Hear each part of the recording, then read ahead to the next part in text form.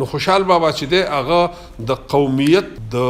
بیان په شاعرۍ ادب کې بانی دی. قومیت چې دی په وړمبي ځل باندې د خوشحال بابا په شاعرۍ کې په بشپړ ډول ښکاره شوی دی. خو د خوشحال بابا قومیت د زمونږ د ګران مشر مجذوب عبدالرحیم مجذوب صاحب د وینا مطابق دغه چې د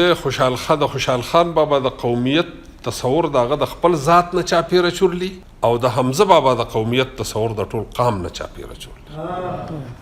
دا مطلب چې کوم بنیاد خوشحال خان بابا یې دی نو حمزه بابا پای باندې یو ماڼۍ جوړه کړ. نو خوشحال بابا فرمایي چې د خوشحال خټک په بخره خو یو ننګ دی تر نظر پورې هیڅ د دنیا واړه نور دنیا یې سم نه ده بس ننګ چې ننګ د سره نو ته څه بیا خو ته بې غیرته سړی به څه خوب کوي هله به خوب څه ورځي به خوراک څنګه کوي. بیا وایي چې زه یې چا لره وهم قدر یې چا زده په اور وسوځه دا تورې قلمونه هوایي چې دا تورې هم زه خپل قام له وهم او دا قلم هم زه خپل قام له چلومه خو د قدرمن خلک کم دي نو زه مطلب چې د چا دپاره دا وهم. بیا د هغې نه پس خوشحال بابا ته دا احساس شوی دی چې یاره زمونږ دشمنان چې دی مغول دي او زما خپلوان او زما عزیزان چې دی پښتانه دي. نو خوشحال بابا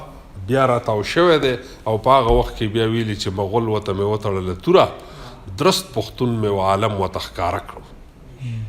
نو بیا د پښتنو کردار را ښکاره شو. بیا دی وایي چې هره چار د پښتانه تر مغل ښه ده اتفاق ورسره نشته ډېر ارمان که توفیق د اتفاق پښتانه مومي زوړ خوشحال به دوباره شي په دا ځوان.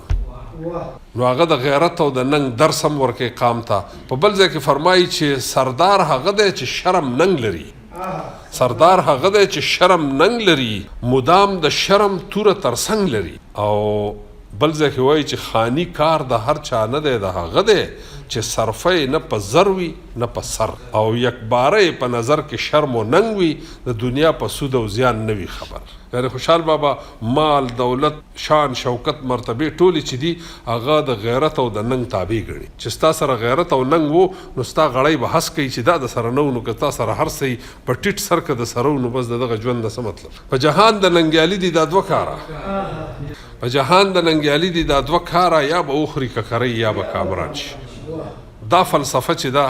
دا د خوشحال بابا نه بنیاد جوړ شوی دی. یاره چې ننګیالی سړی چې دی هغه به یا د ننګ سره ژوندی او یا به مړي بې ننګه به دی نه پاتې د ننګ سره چې نو دی به ژوندی کارنامه به کړي او چې کله دی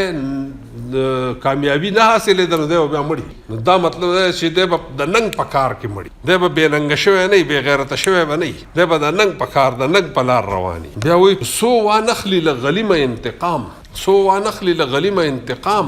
مرد نه خوب کا نه خوراک کا نه آرام. دشمن نه چې څو پورې بدل نه اغستی تر هغې پورې به دی نه خوب کوي نه به خوراک کوي او نه به آرام کوي ځکه چې د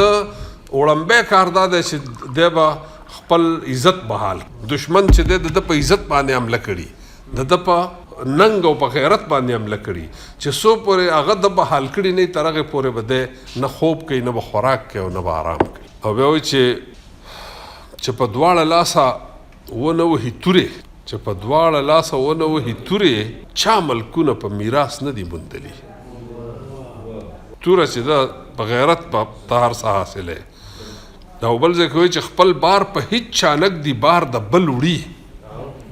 چې خپل بار په هیڅ چانک دی بار د بل وړي هم هغه سړی لایق دی د ثنا هغه سړی د صفت لایق دی چې د نورو خلکو بوج اوچت د خپل بوج خو هر څوک اوچتولی شي د ځان دپاره خو هر څوک ژوندی د ځان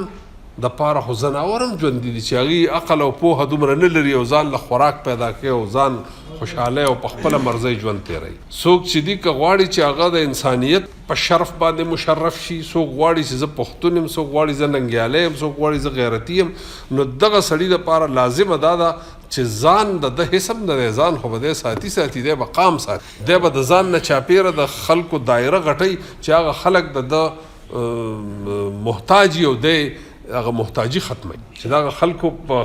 دغه چې دی په کار راځي که داسې نه کوي دی نو دی مطلب دا چې په ده کې ننګ او غیرت نشته پښتو پکې نشته. او د خوشحال په نظر کې پښتون چې دی د پښتون صفاتو کې دا غټ صفات دي چې دی به د نورو خلکو چې ورکړه به دی کوي یعنی دی به سخي دی به غیرتي دی چې دی به د خلکو په کار که په ده کې دا خاصیتونه نو دی د پښتونولۍ د معیار نه پریوځي که څوک ځان ته پښتون وایي په ژبه باندې نو هغه ویلی شي ځان ته پښتون خو په هغه کې چې د پښتون خاصیتونه نه نو که بله ژبه هم وایي او په هغه کې د پښتون خاصیتونه موجود دي نو موږ ته دا ویلی شو چې پښتون انګریز دی یا پښتون دغه دی عرب دی یا موږ ویلی شو پښتون پنجابی دی داسې موږ ویلی شو چې په هغه کې هغه خویونه خاصیتونه او هغه کردار مو نو د خوشحال بابا په د موضوع کې ډېر زیات خور بحث دی خو په لنډو ټکو کې دغه ما تاسو ته یو څو راټول کا زموږ دا وخت هم ډېر لنډ تنګي بل دا څیز دی چې پروفیسر صاحب مې په زور راایسار کړی د وې ځمه خو ما وی چې نه مونږ به درنه څه واورو څه خبرې به وکړو یو بل سره به کینو خو چونکې دا لیکچر شیډول و نو د دې وجې نه هغه پکې موږ شامل کړو نو ستاسو ډېره مهرباني الله هم خوشحاله کړه